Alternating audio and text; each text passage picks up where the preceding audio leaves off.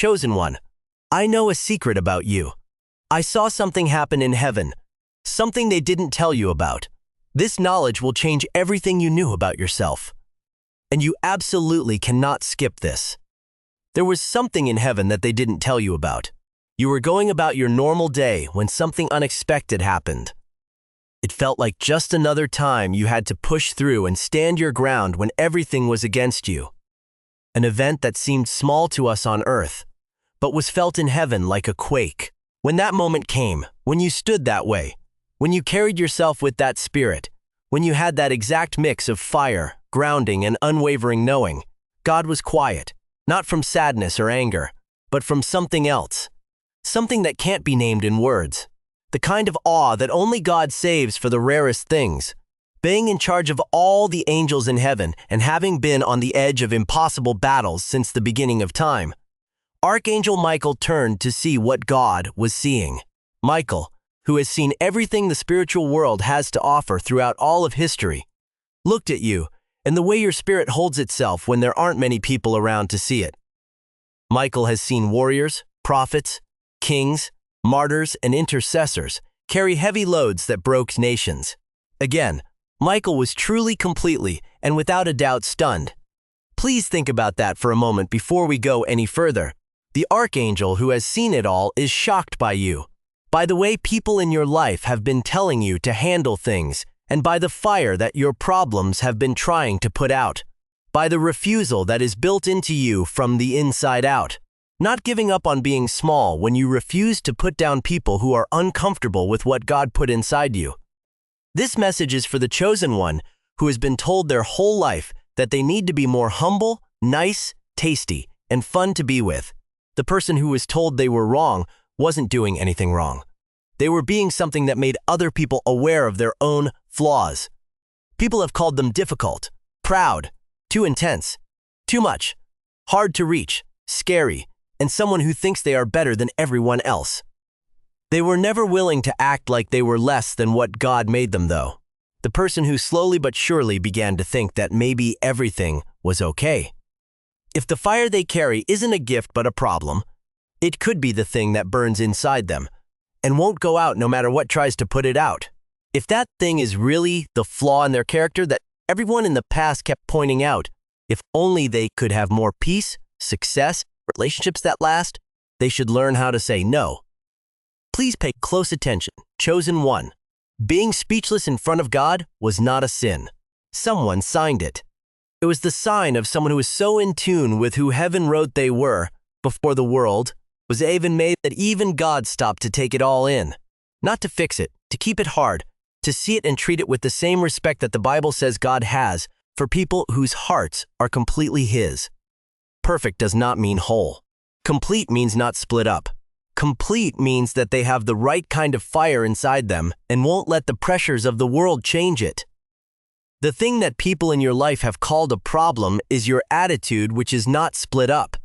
It can't be sent somewhere else, and heaven knows what that means for the kingdom and your calling.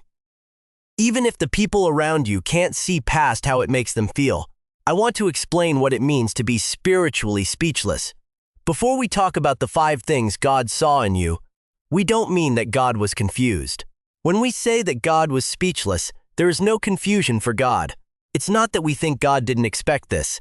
In the same way that people are surprised, God is not surprised. In the divine framework of how what happens on earth affects what happens in heaven, there are times when things are seen in a different way.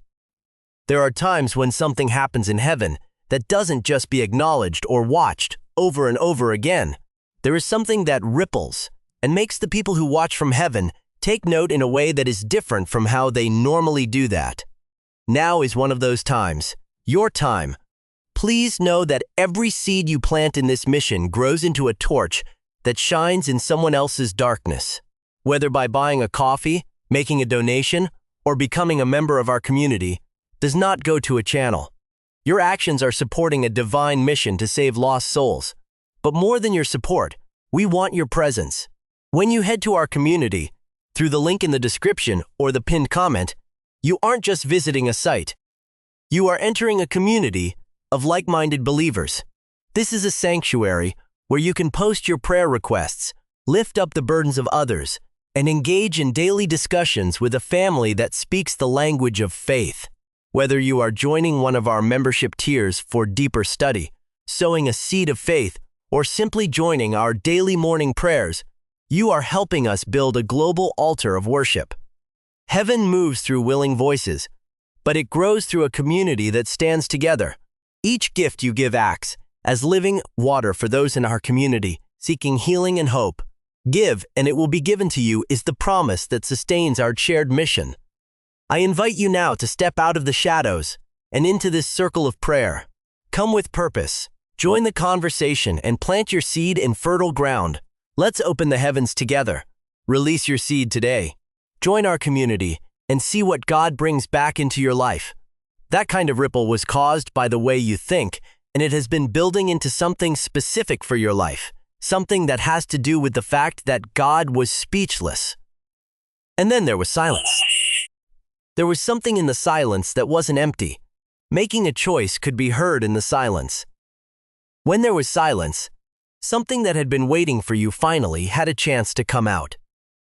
Let me tell you about Michael in the architecture of heaven. Knowing his part will help you understand how important it is that he was shocked. In the Bible, Michael is called one of the chief princes in the angelic realm. This title only belongs to the most senior figures and means that the person is very close to the throne. He is the warrior angel who fought the prince of darkness directly in the book of Daniel. It was his intervention that ended 21 days of spiritual battle and gave Daniel the answer he had been looking for in the book of Revelation. He is called the leader of the heavenly armies and the one who will lead the final battle against the ancient enemy of God and people. Michael has been around since the beginning of time. He has seen every battle, every miracle, every moment of bravery or cowardice in people. And every time someone did what they were called to do or turned away from it, he knows what the anointing looks like when it comes out and when it goes away. He was there when events in history changed the world. These are events that we read about, and events will never be written down by humans but will be recorded in the books of heaven. Michael has seen everything. Michael was shocked by your attitude and the way you carry yourself. Not just one thing like the fire, the groundedness, or the refusal, but how those things sit together in a way that heaven doesn't seem to see very often, because being called a chosen one doesn't happen very often. A lot of people call. Rare is the person who keeps answering the call at the same speed and volume that you do. Someone who won't negotiate with diminishment. No matter who offers the deal is pretty rare. What is rare is the attitude that God couldn't say anything and you have that attitude. We are going to talk about 5 specific things that show up in your attitude. There were 5 things that God saw in you that taken together made the moment that changed something about the plan God had for your life. We're also going to break down each quality and explain what it means for the present season, because not being able to speak wasn't the end of the story. It was the start of something new. And the chapter that starts after God can't say anything about a chosen one is not a quiet one. This chapter is not a nice one. They've been building up to this part of their life for a long time. You have been told different things about yourself than what God saw in you. But stay with me. When you know what heaven really wrote, the story you've been telling yourself about your attitude, your fire, and the thing that makes you too much for some rooms will change in a way that can't be changed back. Before we talk about the 5 qualities, I need to make a direct point. Some of you who are watching this right now have had a part of your attitude used against you. In relationships, people have called your fiery personality controlling. In families, refusing to give up was called selfish. At work, your high standards were called tough. And in churches or communities, your deep desire to know God was called prideful, performative, or untrustworthy. Those words hurt you. Maybe they are right. Maybe I should soften. Maybe the way I am is actually the problem. They have put a layer of doubt between you and the full experience of what God put inside you. I'm not here to tell you that you have always done the right thing. We haven't all done it. But I'm here to tell you that what you believe at your core, the part of you that God saw and couldn't say anything about, is not the problem. It was never a problem. The problem is that the world hasn't yet come up with a word to describe what you are, and some people couldn't stand what your existence showed them about how far away they are from where God wants them to be. I'm going to call your refusal of false flaws the first trait that God saw in you. At different times in their lives, each chosen one is given what looks like a place to rest, a place that is close enough to what they dreamed of and familiar enough to make their hunger seem unreasonable. People in their community are proud of them for reaching a certain level of success. They are in a relationship that meets enough of the requirements that wanting more makes them feel ungrateful. They are fulfilling their calling in a way that gets them into the rooms they are allowed to be in. And because the people you love want you to stop climbing, there is a lot of pressure to see this level as the end goal instead of a stop along the way. They don't hate you. It's just that seeing you climb makes them remember why they stopped. Because the floor they made peace with was the ceiling you are pressing against, and they need you to be okay with it too. When you say no, you give them a possibility that makes them feel uncomfortable. Because of this, the pressure they put on you to stop is usually very strong and comes from people who care about you, are smart, or love you, but can't follow where you are going. You turn down every false flaw they offered you. You won't be happy with a destination you weren't meant for because of something inside you that God wrote before you were born. This isn't because you're not thankful. You're not tired, or you don't feel the weight of the climb or the loneliness of being on a level that few people can see or understand. It's because that part of you knows what it was made for and can't be argued or guilted out of that knowing. There have been times when you sat in a room where someone else would have been happy to stay forever and felt stuck because you know, without being able to fully explain it, that this is not where you are supposed to land, that this is a waypoint and not a destination, that the thing you are hungry for is ahead of you and requires you to keep moving toward it, even when it's hard to move and you can't see the destination yet. You've gone down false floors that other people would have had to crawl to get to. You've left comfortable plateaus in your career, your relationships, and your spiritual life. And each time people who didn't understand why what seemed like enough wasn't enough, for you talked badly about you, heaven kept track of every refusal. God saw every time you turned down the version of your life that was almost right, but not quite right. All of those moments spread out over the years of your life shaped your attitude in a way that led to the moment that left God speechless. The second thing God saw is what I'm calling the fire that doesn't need an audience. People have two types of fire inside them. The first kind burns when someone looks at it. Yes, it roars when there is praise, when someone is praised, when everyone is paying attention, when feedback is good, and when metrics are moving in the right direction.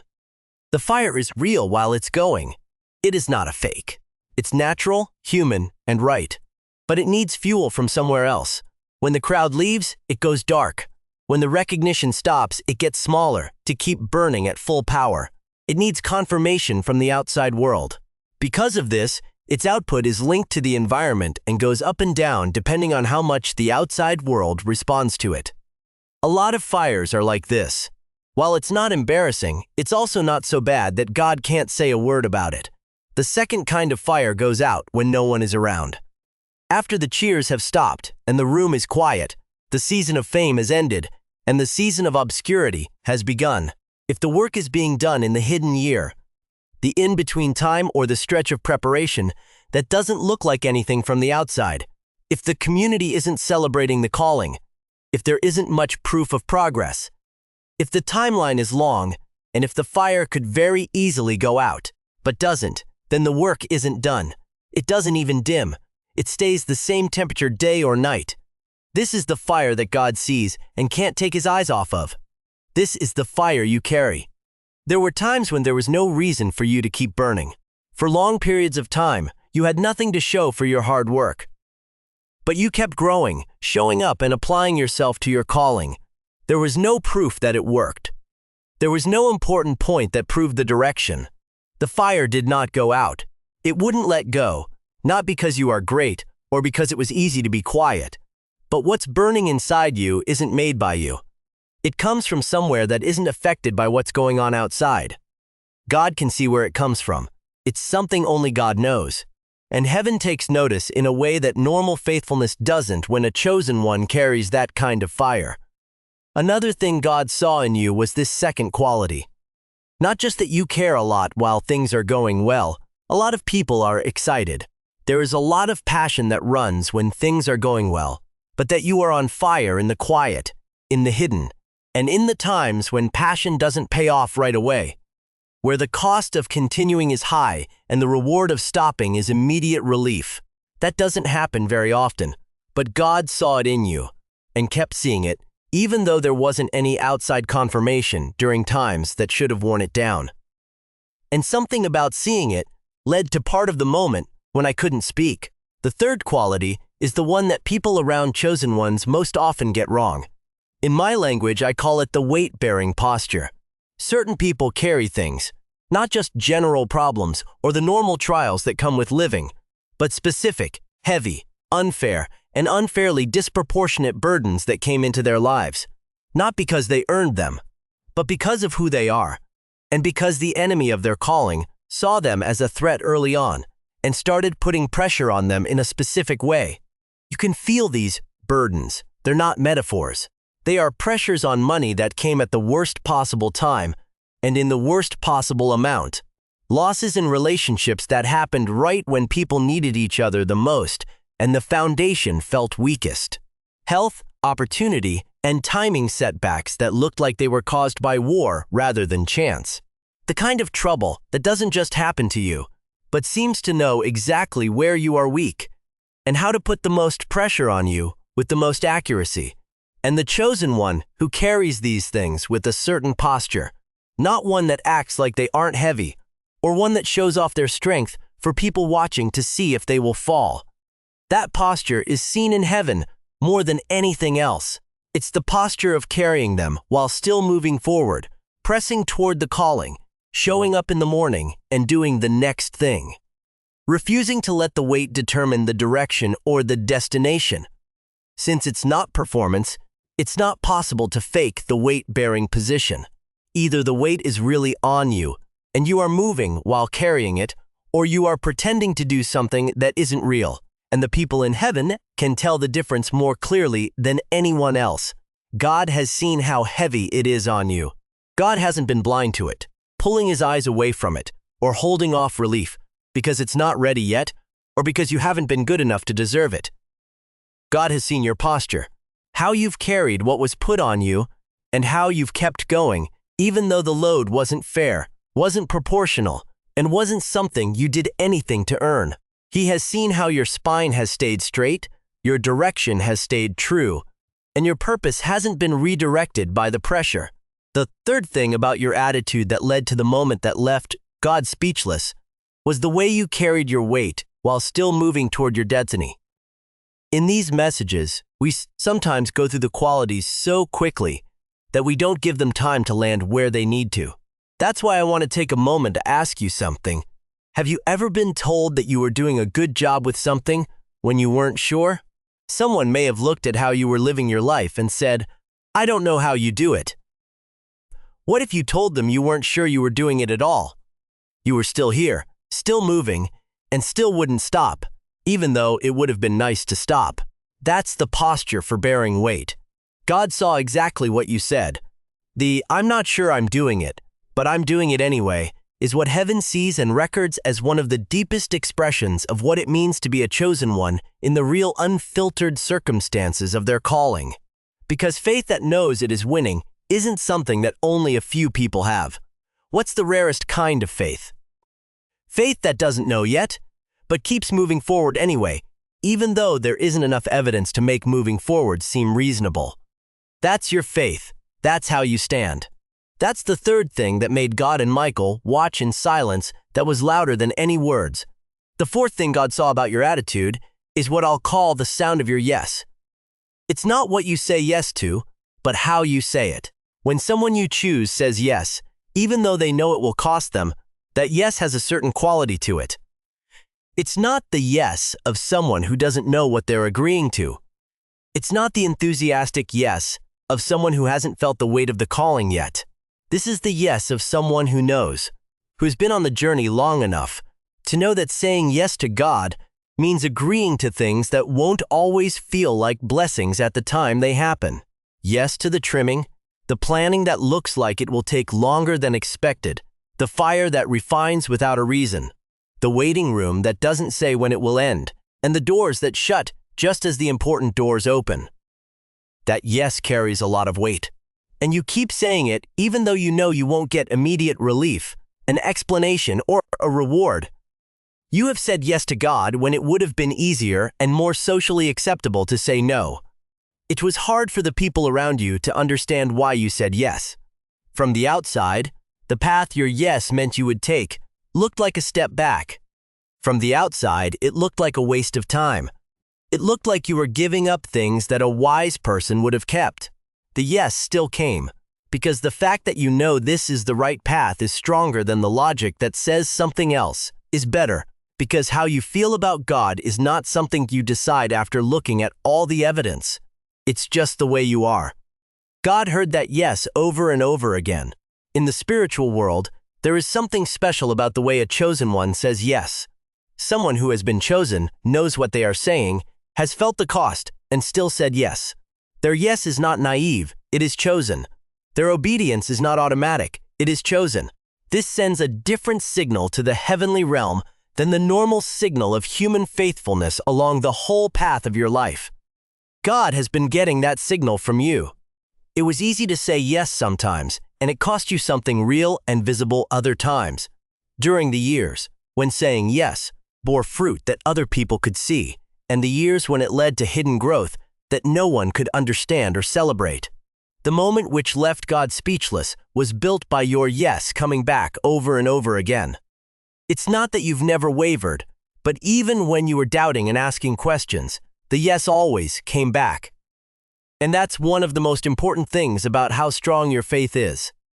The fifth quality is the one I want to talk about for the longest time, because it is the hardest to see from the outside, but tells heaven the most about who a chosen one is and what they are ready for.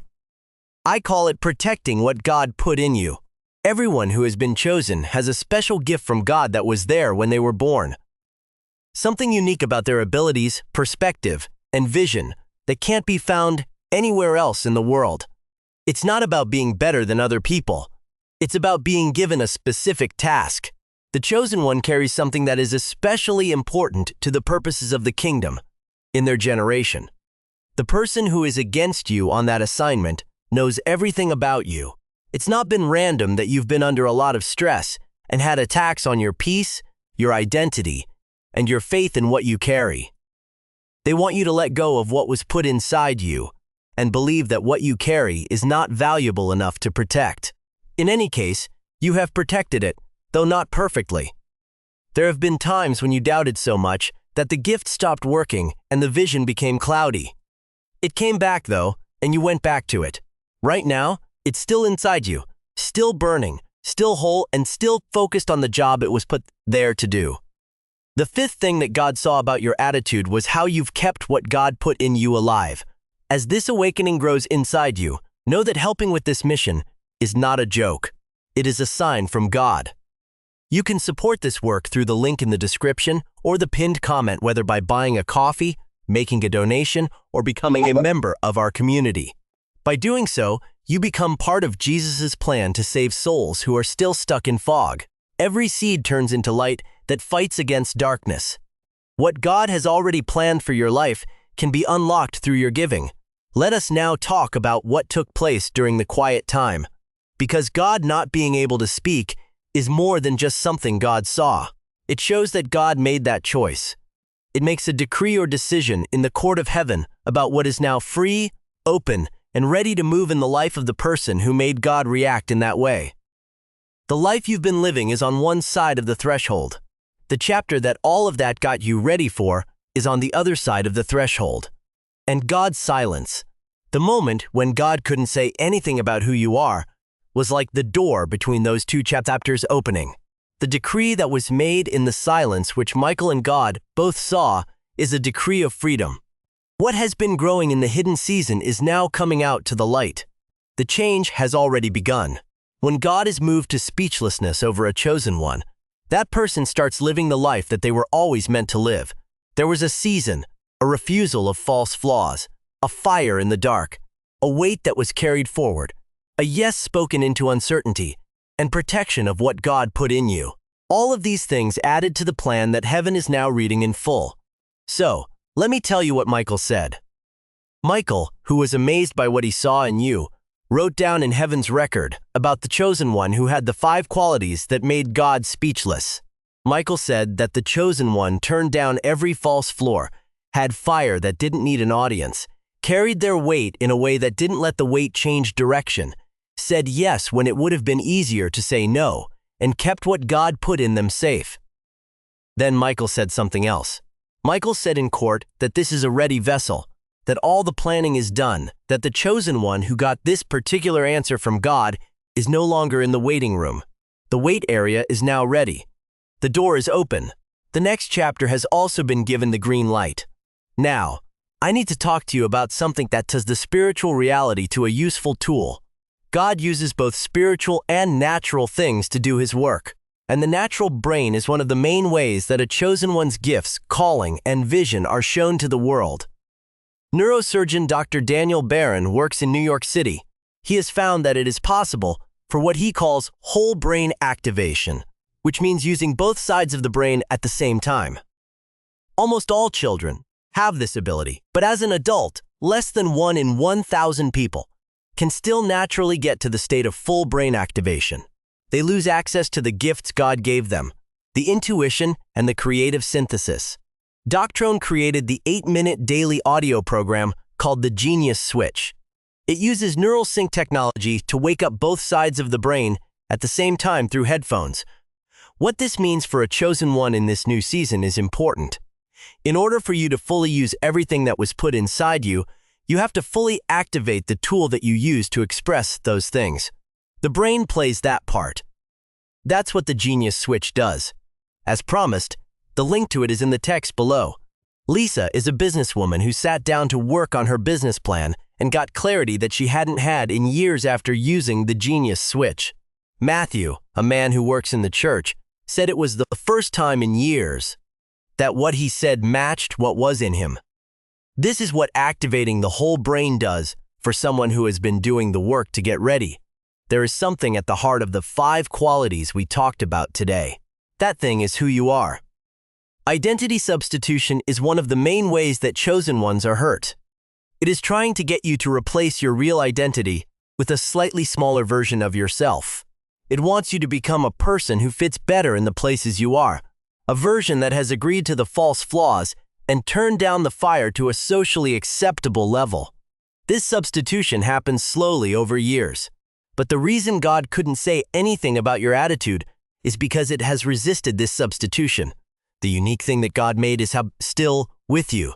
The original is what God is seeing in heaven.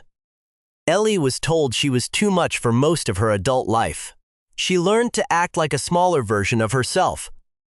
Ellie didn't expect something to happen when she started using the Genius Switch every day. She became aware of the difference between the version of herself that was performing and the intact original. She stopped trying to fit the original into space sized for the reduced version. That is what the full activation of a chosen one looks like. More clarity, more access to the original, more ability to operate from the version of yourself that God went speechless about. The link to the Genius Switch is in the description below. This message was not for you to feel good about yourself for the next few hours. It was for you to shift the story you carry about your attitude. The story most chosen ones carry is written largely by people who could not understand what they were seeing, who looked at the fire and called it dangerous. The true story says that the attitude that left God speechless is not a problem to be managed. It is a gift to be deployed.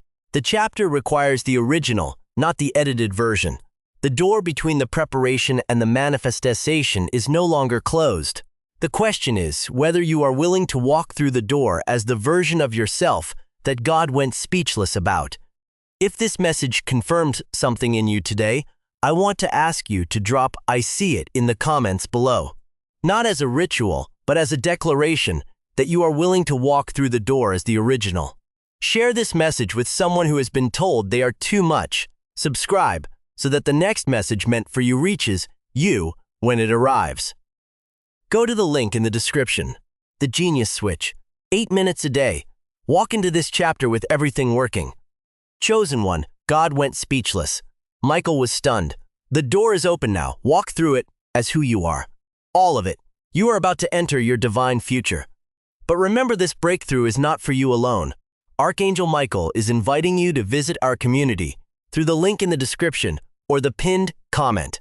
By joining our like-minded community, you are adding your voice to a global sanctuary. Every seed you plant turns into oil for your destiny, fire for your calling, and a hedge of safety for your family. Step into our community prayer wall.